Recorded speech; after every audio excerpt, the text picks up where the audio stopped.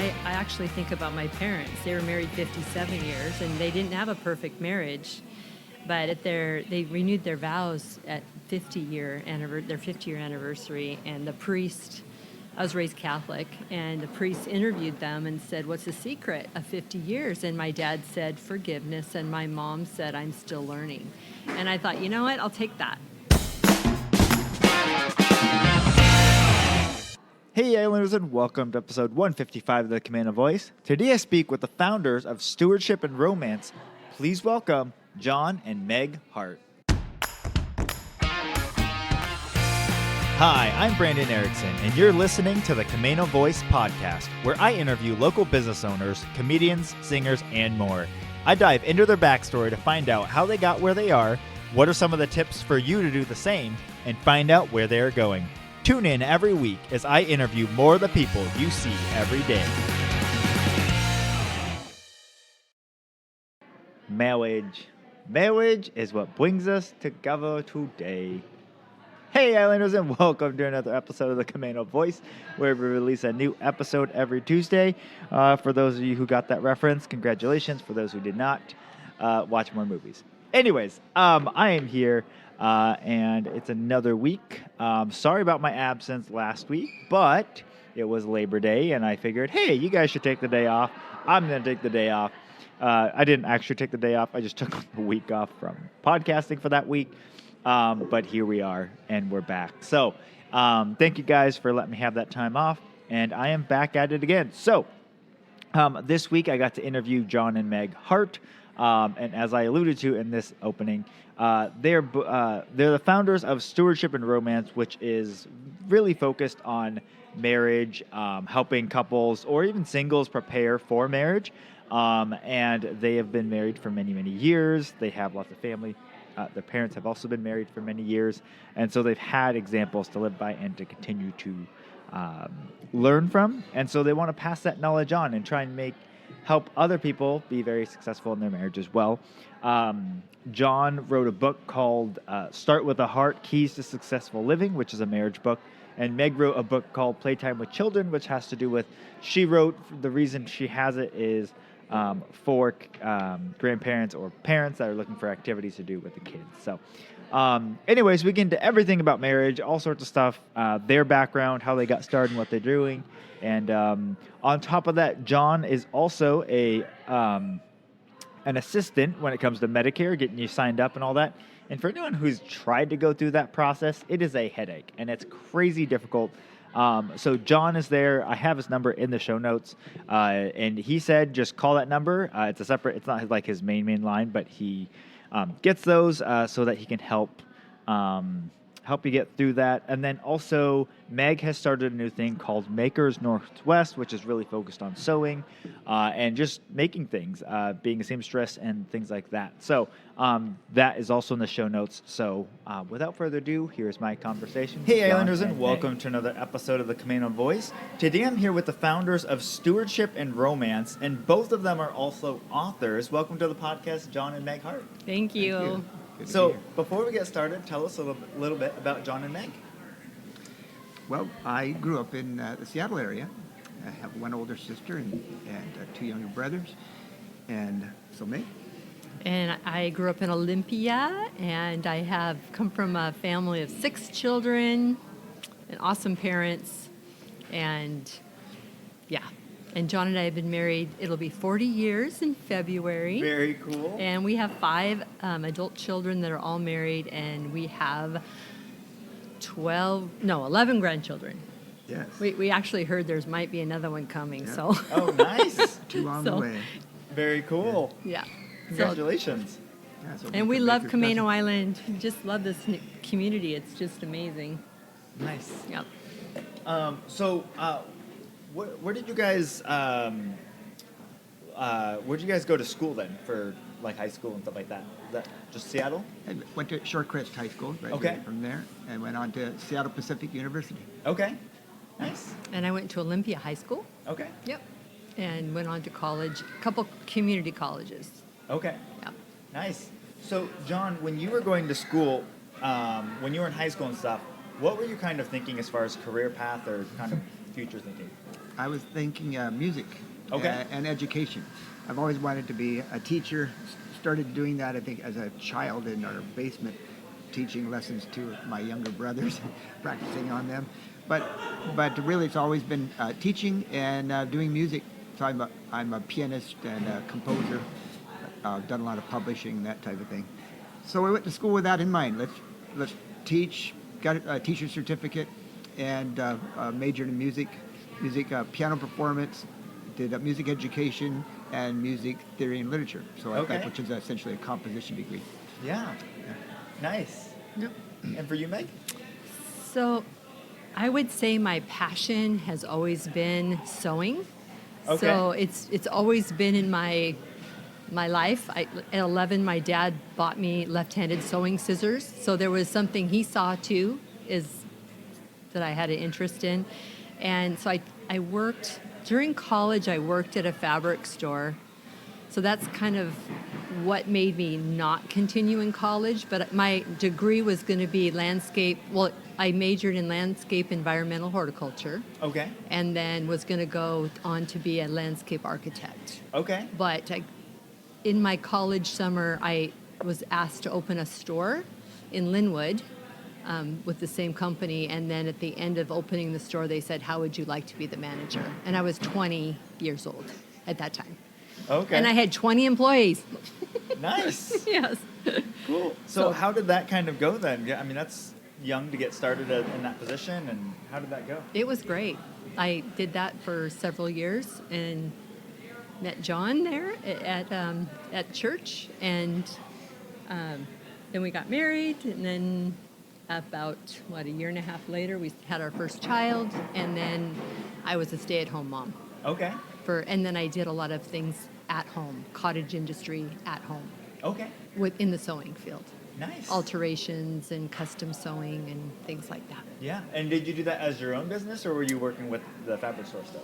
I was doing my own business. Okay. Yes. Yeah, I was working like a dry cleaner. I'd go pick up all their alterations and repairs, take Yeah. them home, fix them, take them back. Nice. So I could do that at home Okay. and raise a family. So Yeah. Well, and I mean, a lot of the homemaking skill sets and stuff like that, but like alterations, any of that stuff, it's becoming so difficult for people to find. Yep. That can do that. Very cool. it's a skill I want to teach the next generation because they're not getting it in school Yeah. anymore. So Yeah. this summer I had 9 and 10-year-olds teaching them how to sew. Oh, very cool. Yep. Awesome. So, John, you went to college for music teaching. Out of college, where'd you go from there? Well, my plan A was to go into music teaching. Okay. And my plan B was classroom teaching. So that's why I got the K through 12 certificate there. So I graduated, and what happened was I was immediately asked if I would do classroom teaching. So I thought, okay, there's my plan B.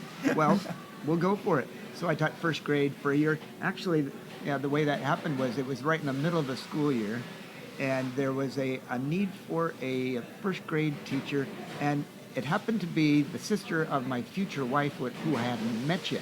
Okay. And so I took over her sister's first grade position right in the middle of the school year so that she could adopt a child. And so that led to me teaching second grade for 10 years. Wow. And so on. So that's the beginning of my classroom teaching career, which then led to starting a cooperative school, which I administrated for 9 years, and then 13 years of teaching fifth grade. So quite a long history of teaching classroom. My plan B. And then after our church ended, my plan A went into motion because I didn't have a job. And so I went to teach piano. Okay. Because as you remember, so I was a piano major. Yeah. So I've been teaching with Andrew White School of Music now for 7.5 years. Okay. And because of COVID, I no longer travel to cities to teach. I'm teaching close to 30 students per week on Zoom. Wow. Through that medium, and it's been very successful. So that's one reason why we're here on Camano, is because when you're on Zoom, you can live anywhere. So Yep. Nice. Yeah. So So I want to jump back to something. You mentioned you took over teaching the first grade class from your now sister-in-law. Right. Did that, like, how did that connection end up coming into play later? Did the connection to You and Meg? yes, that came in later, but like I say, at the time I didn't know that there was any connection there because I hadn't met Meg yet. Right. But yeah, later on, after we began to talk, we realized, oh, okay, this is amazing. Our lives are connecting. Yeah. Yeah. Yeah. Very cool. So how did you guys come about meeting then? We met in the Bon Marché where we were having a Sunday school class Okay. for college age youth. And so I can remember our youth pastor bringing Meg up in front and introducing her as Rookie of the Year for Fabric Land because she was a Fabric Land manager back at that time. And this is the first I'd ever seen her. And as soon as she walked up, I go, oh my God, she is so gorgeous. And she had my complete attention. And then she began to talk, about all that she did and just very successful. She came across to me as a very successful kind of a person. Of course, as I began to get to know her more, I found it's more than just business success. There's a lot of qualities I appreciate about Meg, which you'd need another podcast for me to tell you about. But yeah, that's kind of where it began for me.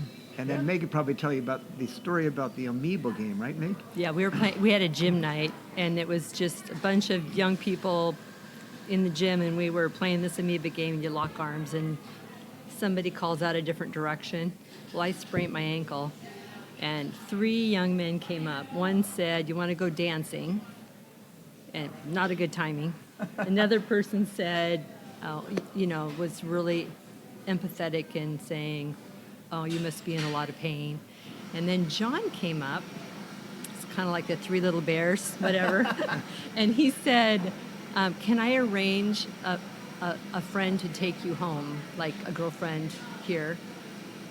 So he's like really practical. And I thought, man, he's really caring. And I just appreciated that. And then I really loved his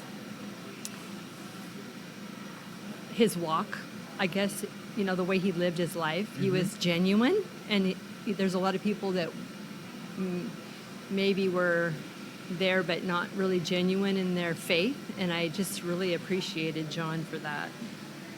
Just integrity, man, So, yeah.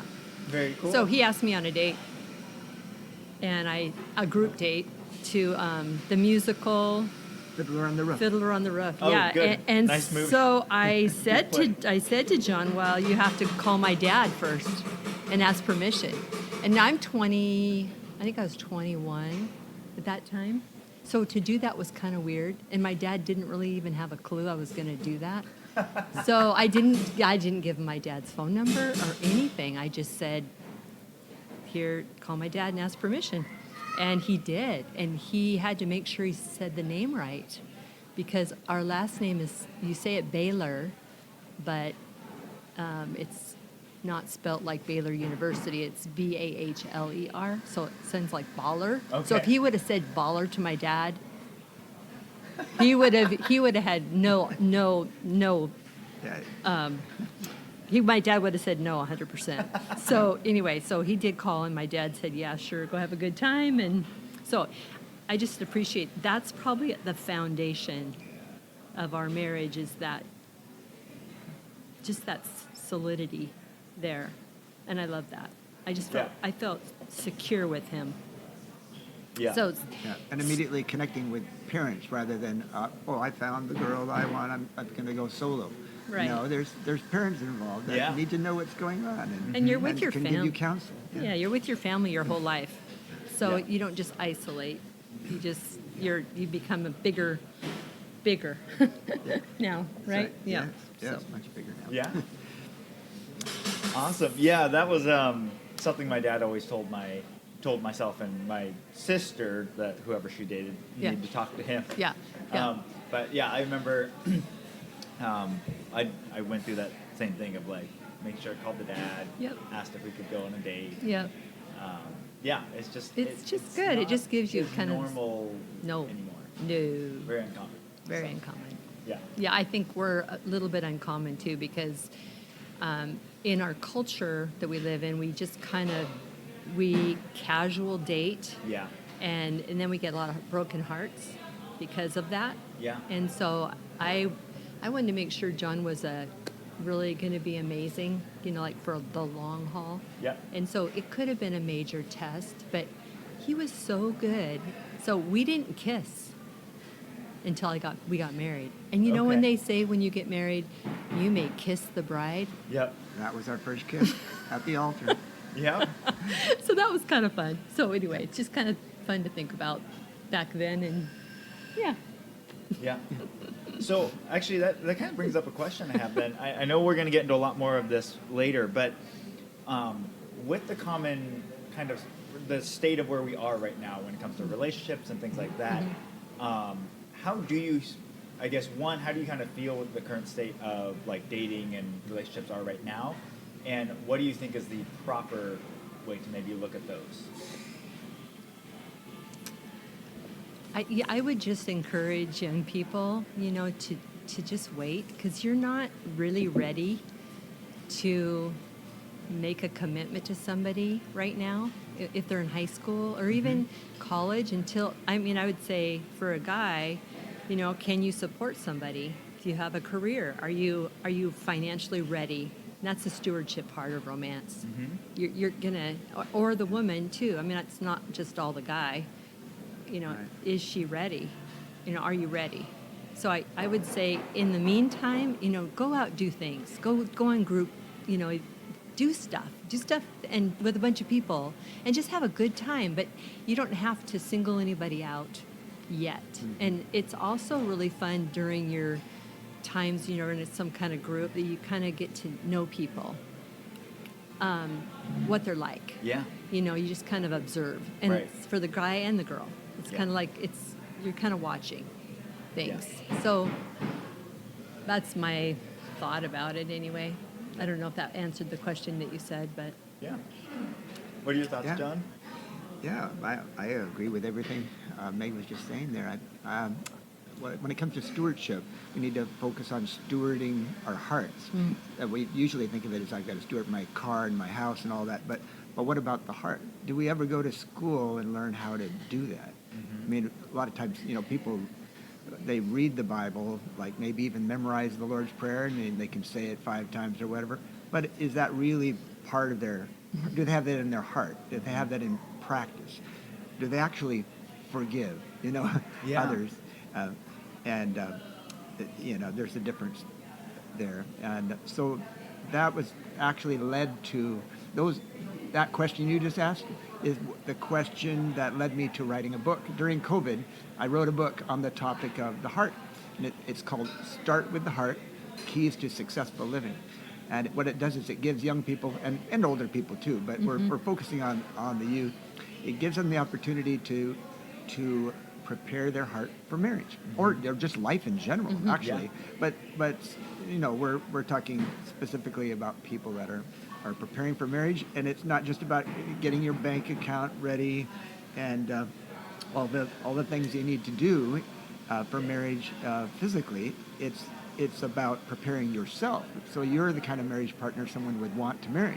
Yeah. And I think that's the reason for a lot of divorce these days is people, they get married because they're attractive physically, and that's normal to be attractive physically. I was to me. But that's not as far as it goes. That's very surface level. That it may be a beginning point, but it's not the end.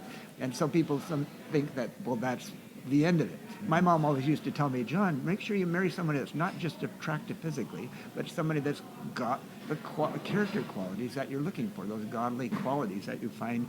And where do we find all those qualities? In God's Word. That's where it all is. So it becomes we need to become students of the Word to know what God says are the qualities that a young person needs, or any person needs, to be in a long-term relationship. Meg and I will be married in February for 40 years. Yeah. And so we're celebrating our 40th anniversary by going on a long 16-day Hawaiian cruise. Nice. Anyway, but we wouldn't be at that point at all if we had not really been students of the Word and really getting that Word into our heart and learning how it actually works in our lives. We both had to go through a lot of painful trials.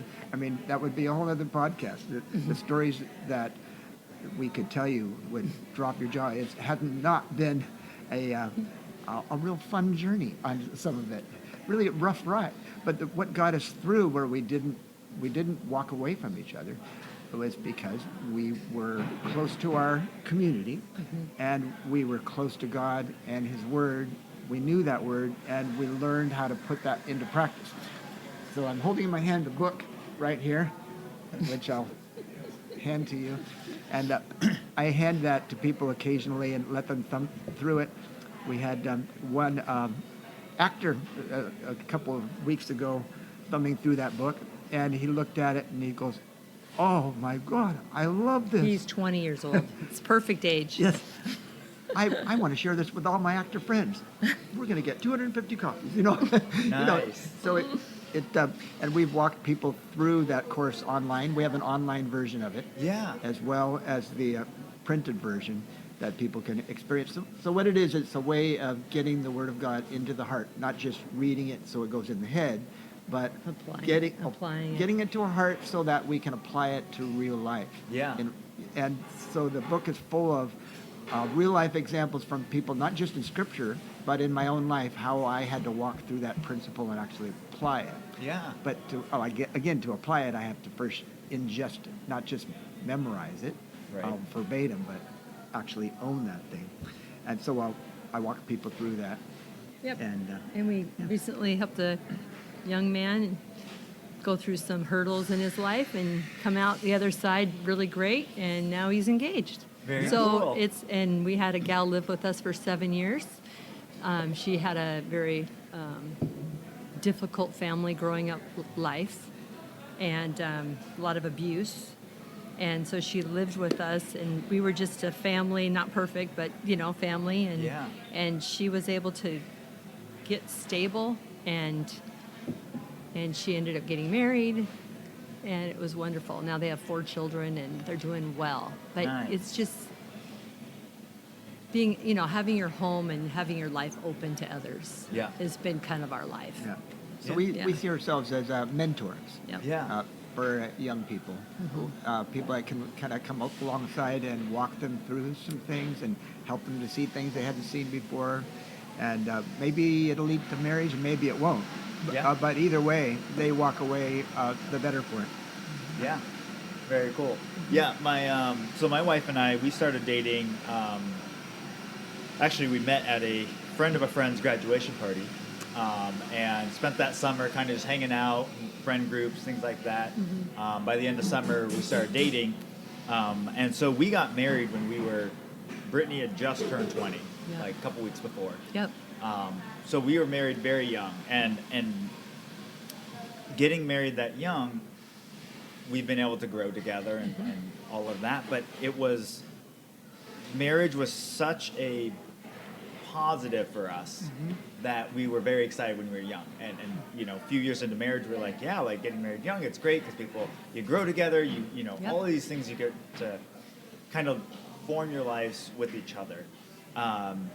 We're I think 13 years in now, and we've seen a lot of our friends who have gotten married either after us or near us, and divorces, and even older couples divorce, and just we realize, I think it was God in this scenario, because we didn't know what we were doing. We were both very long-term thinkers. Like, I didn't want to date someone unless I thought I could marry them, and I would study them from afar, though, to kind of see, like, do they have things that I'm like, I don't think I can handle that in a long-term relationship, or, whatever it is. And she kind of thought the same way. But even that, like, I see couples like that have not made it. So, like, there was so much, guidance and blessing in that we were able to find each other in that. And then after seeing so many divorces, you realize this was definitely not us. It was a lot of behind-the-scenes stuff going on. Yeah, So, that's awesome. but yeah, I think I think what's neat is what you guys are doing with this, with the Start with the Hart book, for us, we just happen to find, the right mixture or whatever to make that work. But the question, and this, within businesses as well, it's like if you have a success, and even if it was an accidental success, you can then go backwards and go, wait, so what were those pieces that made that work? And so I feel like, I haven't gone through your book, but I feel like anything that kind of helps push people in that direction of, well, here's some things you guys should know, and here are some things you should go through. So that being said, I know there's a lot of pieces within your book. You have a lot of keys in there. What are some of the ones that you find, I don't want to say the most important because I think that's going to be maybe more common, but what are the more uncommon things that you find are very important that people don't necessarily think about when it comes to relationships? One is that a lot of people think that a good relationship is where they get something. It's all about taking. I want this, and this person makes me happy, and they do this for me. It's all me-centered. But in actual fact, we're more fulfilled when we're giving to others. And there's a verse at 1 Corinthians 13:5, and this is all about love. So I'll just read a little bit. It starts at verse 4. Love suffers long and is kind. Love does not envy. Love does not parade itself, is not puffed up. And then the verse I'm going to point to is verse 5. Love does not behave rudely, does not seek its own. It does not seek its own, is not provoked, thinks no evil. And that goes on to say it keeps no record of wrongs. I was thinking about this just the other week. Imagine what would happen if I kept a record of my own sins, let alone someone else's. That would be ruinous to the relationship. If something popped up and then I immediately went, well, I remember when you did, da-da-da-da-da. And now that person, they can't escape from that because you have a record of it. So it'd be better just shoot the bookkeeper. Don't keep records. And the other would be always forgive. I know we've heard forgiveness, but some people just have a really tough time forgiving. Yeah. And just almost refuse to. But if they don't, then they become a captive of their own bitterness. They swallow their own poison. They ruin their own lives by not forgiving. So it's really shooting yourself in the foot to not forgive. So that would be the big thing. So in marriage, we want to be always giving, not just taking. Obviously, marriage, you are going to receive some things, and you should be willing to receive. But it's really about, my focus should be not on receiving, it should be on giving to me. Because I know that in the end, if I'm a big giver, I'm going to be more fulfilled anyway. It's like when you give a gift, you end up being a lot more fulfilled out of giving than you do from receiving. Any thoughts, Meg? No, it's good. I would just say keep learning, and be around people that you can look up to, that you can watch their lives and how did they do it. I actually think about my parents. They were married 57 years, and they didn't have a perfect marriage, but they renewed their vows at their 50-year anniversary, and the priest, I was raised Catholic, and the priest interviewed them and said, what's the secret of 50 years? And my dad said, forgiveness, and my mom said, I'm still learning. And I thought, you know what, I'll take that. I'll take that. That's good. Yeah. Well, I think I can't remember who told me this, but it might have been from a podcast I was listening to, but it was talking about, I think sometimes people enter into marriage thinking, well, this is a 50-50 partnership. Yep. You hear that a lot. Yeah. And the problem with 50-50, it's really hard to measure who's doing 50-50 and what. Yeah. And so they said, no, it's both couples giving 100%. Yeah. Because that's really true. Yeah. Yes, absolutely. It's really true. I mean, this guy, I don't deserve this, but he gets up every morning and he makes our bed. It's like, who does that? I do it once in a while, but he does it the majority of the time. So that's pretty cool. Yeah. Very cool. So how did the stewardship and romance, how did that come about? Well, it came about partly because of all the things we walked through and the successes we had in going through those things. we acquired some gold. There's some scriptural principles that when we apply them, they work. And we began to start thinking, hey, this isn't right, that we would just receive all this gold for ourselves and not share it with others. We need to find a way to turn it out so other people can enjoy it too. We can't just say to people, well, it's in the Bible. Go read the Bible. No, yes, it's in the Bible, but they would ask, well, how does it work in your life? Right. What does that look like? I need to see a person doing this. I can't Yes. just give me an example to follow. Yeah. Yeah. Right.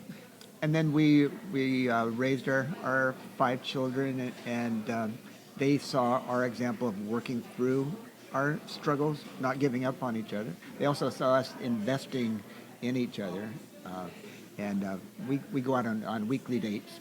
They saw that. We go out on regular vacations together. Yeah. And they saw that.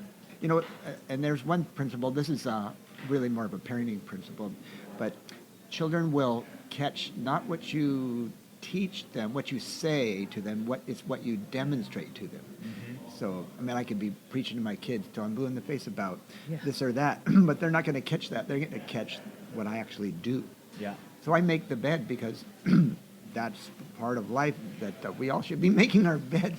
I think there's somebody even made a big deal. They gave this big speech in front of a big university thing. It's the end of the year, and they're handing out diplomas, and the keynote address was called "Make Your Bed."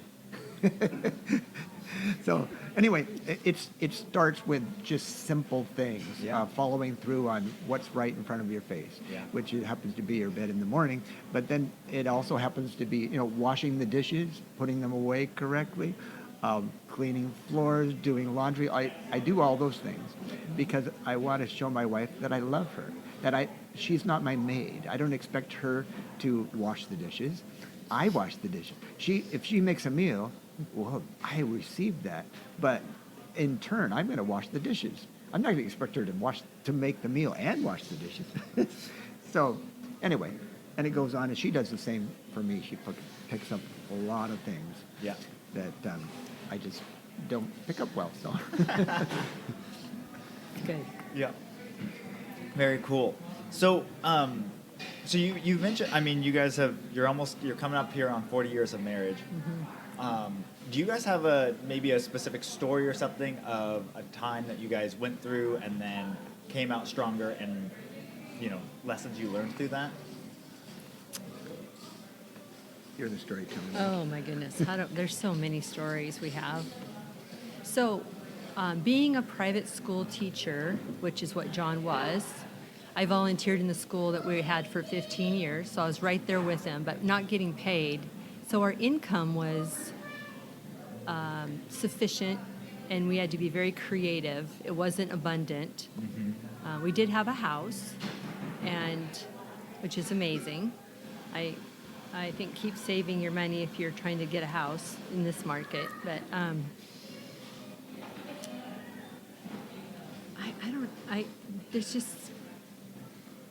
I guess we always put the Lord first, and so we were constantly serving the church, and John would play the piano every Sunday faithfully. I'm just saying this because so many things happened that were not about us working to get it. Yeah. And so I think having those things happen to us over and over and over and over, I'll give you a for instance. We're out procuring donations for our school's auction, and it starts to snow. It's in the middle of, January, February, I don't remember, but we're out there, and our furnace had gone out. And we were thinking, do we need to pay for that? We can't really do that. Go into more debt. We don't want to do that. And so we just said, okay, we're just going to put on space heaters and we're going to get through the winter. We can do this. Okay, it's tough, you know, and it's cold, especially the bathroom. Yeah. I don't know, it's just the bathroom was cold. But we had space heaters in all the bedrooms. And then we had a gas fireplace. So we were doing okay, but the furnace would really be helpful. Anyway, we're out procuring. And we get home, and our garage doors open, and somebody's in our garage putting a new furnace in.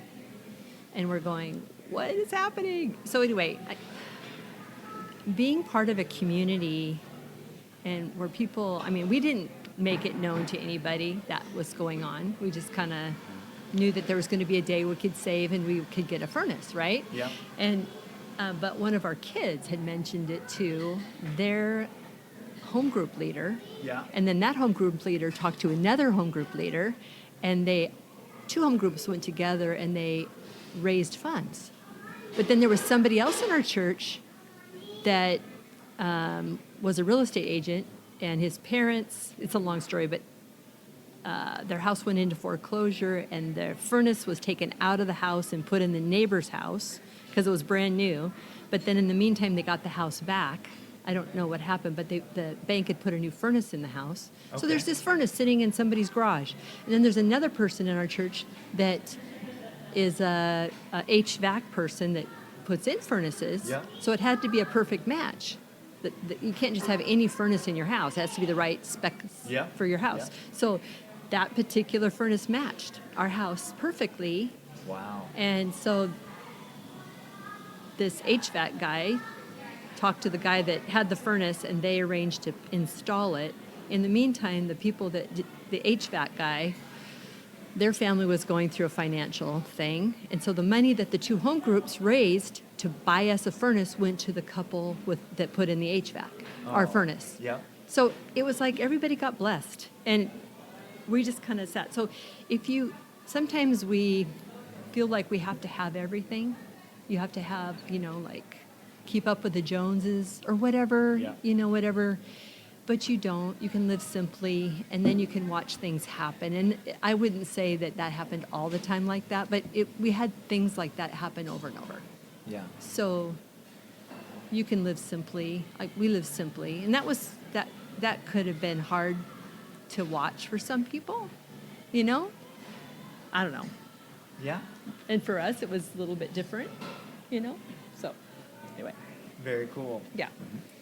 So, so another question. I know we've talked a lot about the Start with the Hart book, but Meg, you also are an author and also have written a book. Tell us about the book that you wrote. So the premise of the book is about getting to know your kids and who are they and how are they wired and what do they think like. And the best way to do that is play with them, do all kinds of activities together with your kids. If you are always, just having them go over and do something alone, that's good. I mean, that's important too. They need that. But I guess I just had such a great family growing up that my dad would play like the dictionary game after dinner, and he'd just pull out a dictionary and he'd say a definition or he'd say a word, and we had to come up with the best definition. So my brothers both end up being engineers. One's a civil, one's an electrical. Mm-hmm. One went to MIT on a full scholarship. But he was able to kind of get to know us and the fact that my dad bought sewing scissors for me when I was 11, he was watching. Yeah. He was observing, and he was playing with us. So, we had shuffleboard court painted on our basement floor. We had hopscotch. We did all kind of fundraisers. We did fundraisers for muscular dystrophy in our backyard, and we set up all these little stations, and all the neighborhood kids would come over, and they'd pay a quarter to play a game, and they'd win little prizes. But all the money went to this organization, whatever it was. Yeah. So anyway, so this little book it's just 101 things to do with your kids.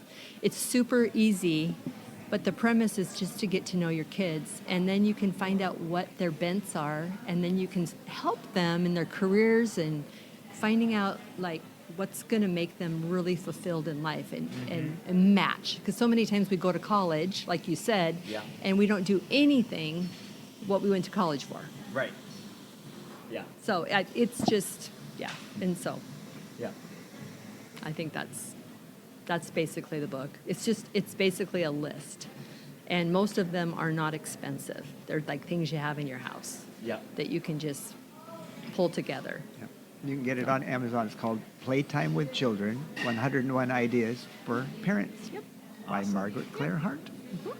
And we'll definitely have both of these linked in the show notes for people to check out if you want to purchase those for yourself. Okay. Sounds good. I think that's so important. we have a lot of board games and stuff, and Yeah. we have a lot. I'll play.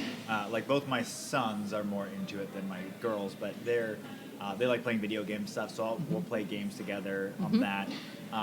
But we will play board games or card games with each other, and it's always funny to me just what comes out during those games because like in one game it's a survivor game where you're all kind of working together, but at the same time you can kind of play it both ways. Like if you want to try and survive as a group, or you can play it so that you get off the island and everyone else kind of ends up dying. Okay. Well, my daughter, who's the most caring for the most part, like especially with animals and things like that.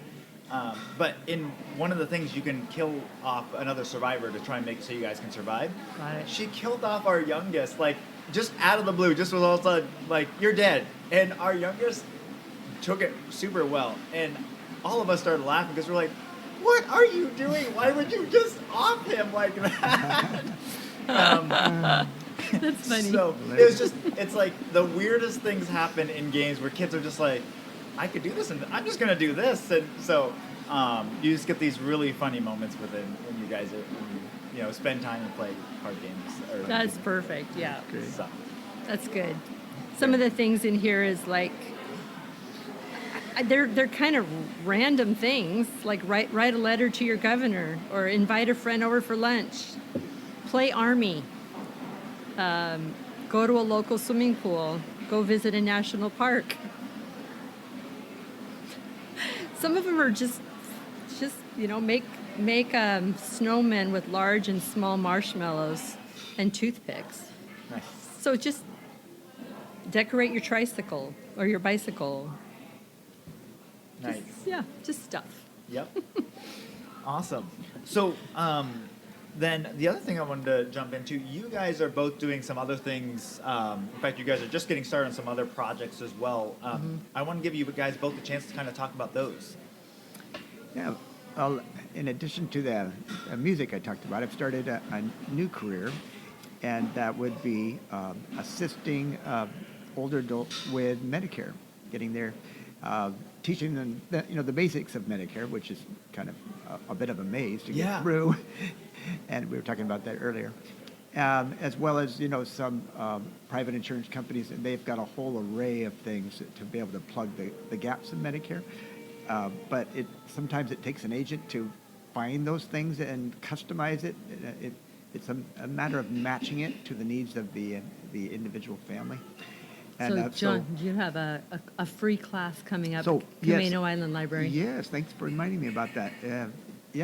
Right here in this complex at Camano Island Library, first Saturday of every month, beginning September 3rd of this year, 2022, at 10 a.m. So in the library, that'll be the first one. And I'll also be teaching a free class on the basics of Medicare, and then giving people an opportunity to sign up if they would like. They can use me as an agent. We have a separate appointment for that. And in the show notes, there'll be a phone number that's exclusively for that they can call me on that line, and I will help them. Even if they don't want to come to that class, they can still call me and I can help them. John loves to teach, so if you don't know what to do and you don't know how to navigate Medicare, he's a teacher, so he can teach. Yep, I love to teach. You love to teach, yeah. Well, and if anyone, we've had family members of ours that have gone through this, and I consider our family members like functional, like smart people. They were trying to get through this process, and it is so crazy, the loops and everything. Like you say one thing wrong, and all of a sudden, like they're like, okay, well, we can't help you now, or like until you do X, and we're like, well, how does that relate? And there doesn't appear to be a relation. So like the fact that I'm glad that there's more people that are like you that are going out there and helping these people, because I can't imagine if someone had an older person that was realizing they are ready and need this, and they don't have a support structure there. Right. And it's also about timing, signing up for things at the right time. A lot of people don't know that there's any kind of timing involved in it. So it's not just the product. it's about starting the process at the right moment. Yeah. And part of it depends on what insurance you had before, who your employer is, what they offered you, and then when you retired from that job. And there's so many details and things to watch for.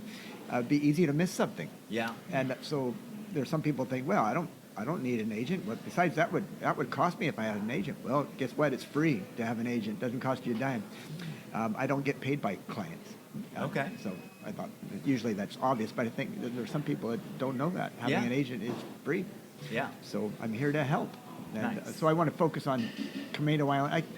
I'm licensed for Washington State, but I'm focusing on Camano Island and the residents here. All right. We're planted here as of November. Yep. Yeah. Very cool. Yep. And what about you, Meg?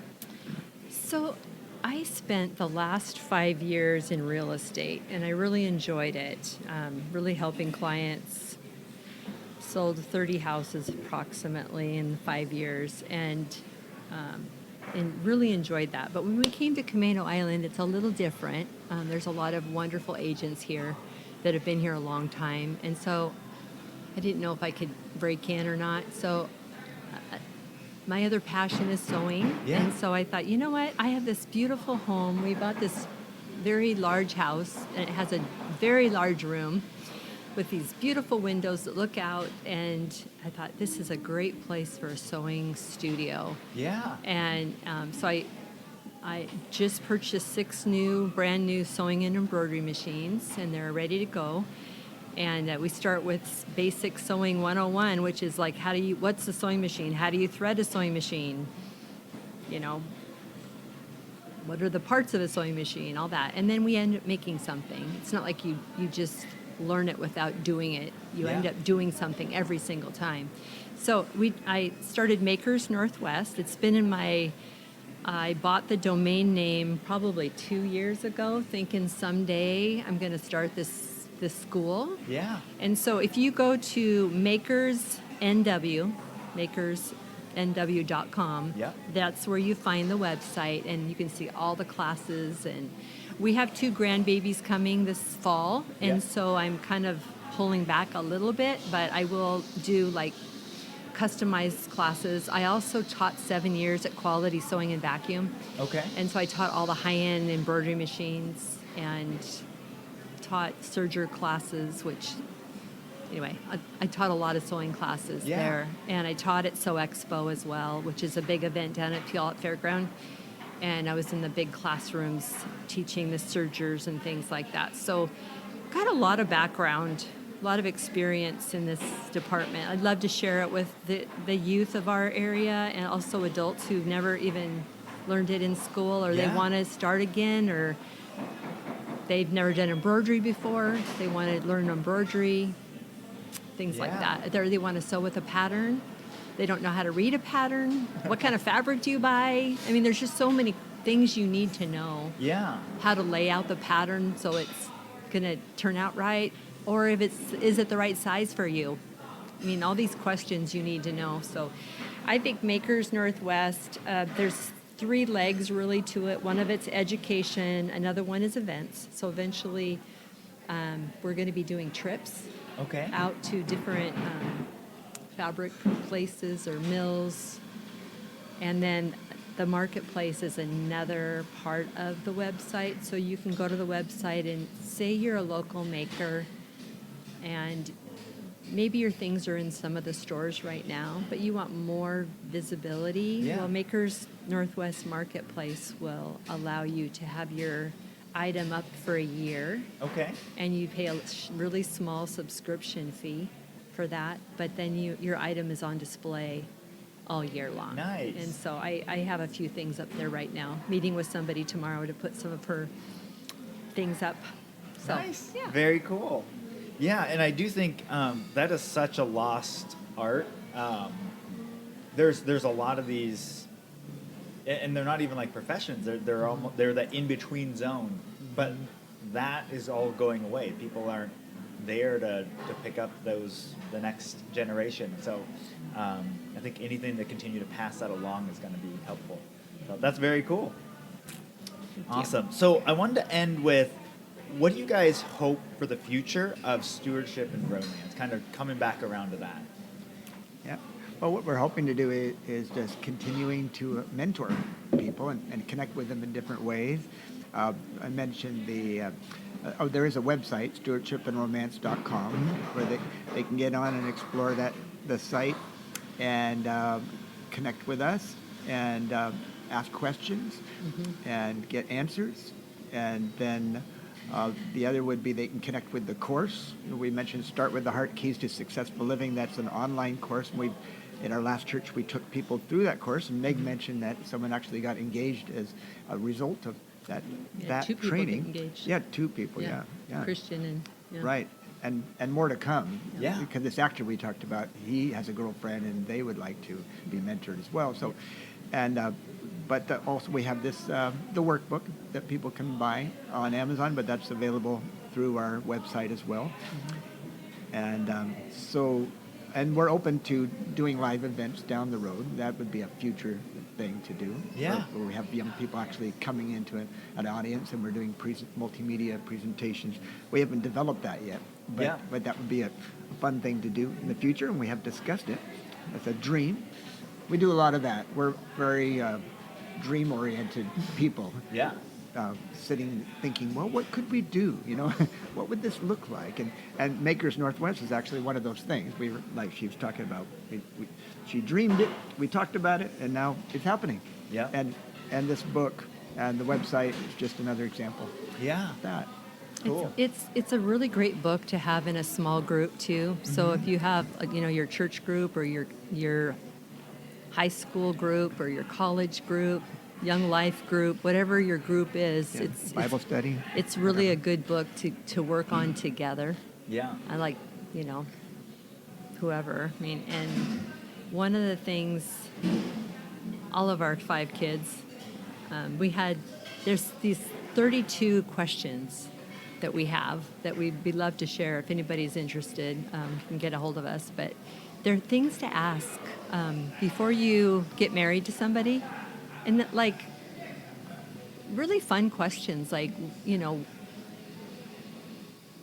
what are your quirks? What's your family quirks? What do you do for holidays? How does that look?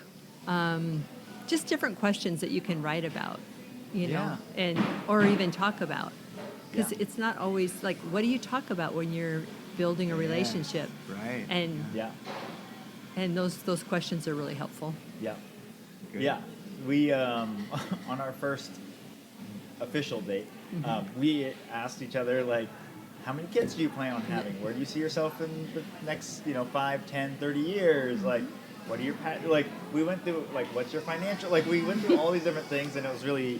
it's helpful. Yes. I think we were a little, we were both intense, which is good, because anybody else that we had probably tried to do that with probably would have been like, I don't think this is a first date material now. But it worked out for us. That's good. Very cool. Yeah. Well, if can I throw another dream in there? Have you guys ever thought about doing a podcast on the subject and continuing on? Oh, I forgot to mention that's another thing we have. We have a podcast connected to the website. Oh, you do? And there's so far 9 episodes, and some of those episodes are about the heart, and other things are just really practical. Like one of the most popular ones, I think it was Singapore. Those listeners really love the one about home maintenance. We go through all of our secrets of how do you keep your home tidy and organized and all of that. And some people just have a tough time with that. So we guide them through the process and give them the helps on how to do that. Nice. So I remember when we were raising our kids, I loved to play hard. I mean, we would make a mess. Yeah. We would make forts in the living room with blankets and everything. And then I knew John liked to tidy house. And so right before he got home, we did a cleanup. And we made it look just beautiful. And I think it taught the kids honor because it honored him working all day, coming home to a nice, peaceful environment. But it helped us just have fun during the day too. We just had a good time playing. So I think it was a good thing. And we made up songs about, cleaning songs, and you can make life fun and not crazy, right? Yes, and another hot topic would be finances. Yep. Some people get stuck in debt, deep into debt.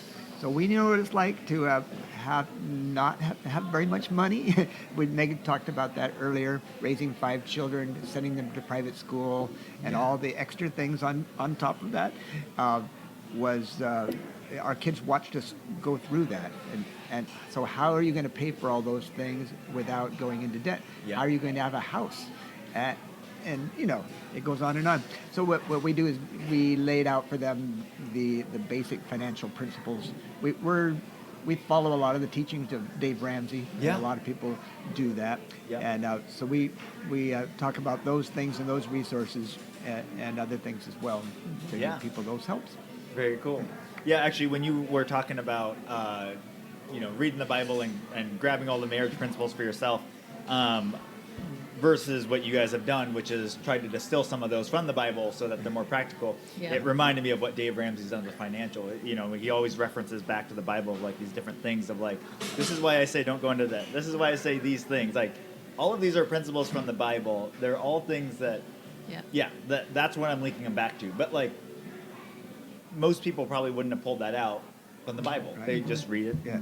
Right. And because we follow those principles, we are debt-free. We have no mortgage anymore. We have no credit card debt. We have no car loans. We have no student loans. We have nothing. So all we do is just pay our basic bills every month. Yeah. As of November of 2021. And so we're grateful for that, that we have those principles that we follow. And we would love to be able to share with people how they can get out of debt and stay out of debt. Yep. Very cool. Yeah. All right. Well, I like to end every podcast with some rapid fire questions. So the first one is, what purchase of $100 or less have you enjoyed the most in the last 3 months? So I just bought a book, and it's called Gentle and Lowly by Dane Ortlund, and it's just amazing. I bought a companion study guide, and we're going through it with a bunch of friends here on the island, and it's just so amazing. Just learning about the heart of God for us. So it's a really good read, and it's very eye-opening. Very cool. Yeah. Yeah. For me, I bought a new Bible, actually. Oh, nice. It's the New King James Version. I'm meeting with a group of men every Thursday morning. Okay. From Evergreen Church. Though we're here in Camano, I still relate to people at Evergreen. Okay. And, We're all connected all over. And the leader of that group uses the New King James Version, so I thought, hey, my Bible has got scribbles all over it from when our kids were very young. They were scribbly. While you're watching the pastor, they're busy scribbling on your Bible. Yep. So I thought, it's time to let this Bible go away now, and we'll have something new. So that was mine. Very cool. All right. Who is the most influential person outside of your family in your life? For me, and I know Meg would chime in with a yes for this too, it'd be Louise Ray. And Lee, of course, Lee and Louise Ray. It's funny that when you put out that list of questions originally, our first thought was Lee and Louise Ray. And this morning, they actually called us, and they wanted to get together and come to Camano. Nice. So anyway, she was I'm 64 years old now, and she is my original Sunday school teacher. Okay. When I was, 5 or 6 years old, and taught us all the basics of the Christian faith, and then began walking us through life without me realizing it. She was becoming sort of like a spiritual mom to me. Even meeting Meg, I would always come to her and say, well, I met someone, and I would tell her about Meg, and she goes, you tried, you did this with these other girls and whatnot, and got to know them, but they weren't the right ones. But Meg, she's the one. Definitely, John, you should do this, and you should buy her a ruby necklace and take her out and go through a betrothal and all that. And I thought, well, actually, the ruby necklace was my idea, actually, but the idea of buying something for her and giving it to her as a betrothal gift, that was from Louise. Yeah. So and it keeps going on with other parts of our lives. That when there's something big that happens in our lives, usually Louise and Lee are part of that process. Yeah. Right, Meg? Right. Yeah, I would say that too. John's dad was in the Korean War, and he kind of was a great dad, but had some issues later on in his life. Yeah. And so at 13, he basically took over finances for his family. Okay. Because his dad couldn't do it. Yeah. So anyway, it's just good having other people besides you love your family, and I respect my parents greatly, and but just having other people, mentoring you, and we've just really great people at our old church that we were at for 30 some years. Just yeah. So Nice. yeah. All right. This is a fill in the blank question. I know this is weird, but I've always wanted to blank. I know this is weird, but I've always wanted to be a revivalist. Okay. And travel the world and be invited to speak and to lead in worship and to actually see the fire of God come down on a group of people and actually have them actually encounter God, transforming them, watching Him transform their lives. Yeah. I mean, sometimes it can happen in moments. That happened for me. I went through a period of my life where I had severe allergies, where I could not eat hardly anything at all. Meg remembers this. And I went to an allergy clinic shortly after we were engaged at Warm Beach, not too far away from here. And they tried to offer me help, through, shots and serums. Warm Beach, and, that wasn't the allergy clinic. That was well, Eugene. No, Warm after- Beach is where yeah. where we were engaged. Got and then it. after we left there, Yes, that's right. I went down to Eugene, That's Oregon, right. and went through a very intense program. And they said, well, this may not work. In about a number of months, you may have to try something else, but this is the best we can offer you. And it didn't work. So I had to throw away all my shots and serums, and everything was gone. And then I got very poor. Yeah, I became very concerned, and I thought, well, the only thing I know I can do is I can get together for prayer with some other men. So we gathered together for prayer, and long story short, they prayed for me, and the glory of God did come on me. And I can remember just my every cell in my body You were just getting vibrating. healed. He was getting God, healed. Yeah, the Holy Spirit was just healing me, setting me free. And so I went home from that, and I could eat anything that I wanted Wow. to. I could go into a library without having this reaction to the formaldehyde that's in the paper, Yeah. or go into a fabric store without reacting to the Clothing, formaldehyde yeah. that's in the clothing, the sizing. So that was wonderful. So I know what it's like to be transformed, to be physically touched by the Lord as well Yeah. as emotionally touched. But I want that for others. Yeah. And I'm a musician. God's given me the gift of music, where I play and worship, and people experience God as a result of that. A lot of times that's in a group context, but Yeah. it's what I love to do. Very cool. Yep. I don't know. Do you have anything, Maggie? I don't know. Do I have anything? I feel like my life is very full. I've always wanted to own a yacht, right? Get A boat would be go on good. trips. A boat, especially if we live on an island now, we need a boat. Yes. So yeah, a boat's down the road sometime. Awesome. Yeah. Who is an interesting or fascinating person that I should interview next? So I was just recently at the Camano Stanwood Community Fair, and I was judging the youth needle arts, and I met a gal named Carol Jensen, Okay. and she's in her 80s. She's just has so much history here on the island, and I just was fascinated by her life. And waiting for the kids to bring in their, the things that they had made, I got to listen to her stories, and they're just amazing. So anyway, that's who I would recommend. Okay. I've been meeting some wonderful new people here on the island, and there's just wonderful people here. Yeah. She's one. Awesome. Yeah. So, How about you? Do you have anybody? no, actually, Nope, I you're drew a good. blank on that. No, you're But I fine. thought what Meg shared was Yeah. terrific. Yeah. Yeah. All right. And lastly, what piece of advice would you give your 20-year-old self? For me, it would be don't stress over your future. I spent a lot of time thinking, what's the next thing, and getting ready for future events and forgetting that sometimes it's about enjoying the present, Yeah. what's right in front of your face. And so that's what I'm saying. Yeah. So you're 20 years old.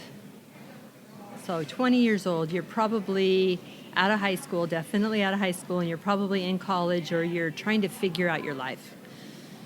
And it's quite an interesting time of your life. So I would say don't isolate with one person. Stay connected with more people. Stay close to your dad and your family. Yeah. I think that's important. Yeah. Can't think of anything else that's like just. I think college is such a volatile place for figuring out what you believe. Yeah. And I would say get involved in Young Life or different like outreach groups or things that are healthy Yeah. for you. Because there's a lot of people that might want to take you this way and that way. But Yeah. just know who you are, stay grounded in what you know and what you believe in. Yeah. And just yeah, and you'll avoid some landmines. Yeah. So, Very cool. Yeah. Well, thank you guys so much for joining me on the podcast today. thanks for having Well, us. Thanks for having us. Yeah. All right. It's really fun. Islanders, I will talk to you on the next one. Yay. Well, a big thank you to John and Meg Hart for joining me on the podcast today, and thank you for listening. If you haven't already, be sure to rate, review, and subscribe to our podcast on your favorite podcast platform. It really helps us be found by other Islanders like yourself. And for more information on this episode, you can go to CamanoCommons.com/podcast. That's CamanoCommons.com/podcast. Thanks for listening, and see you next time.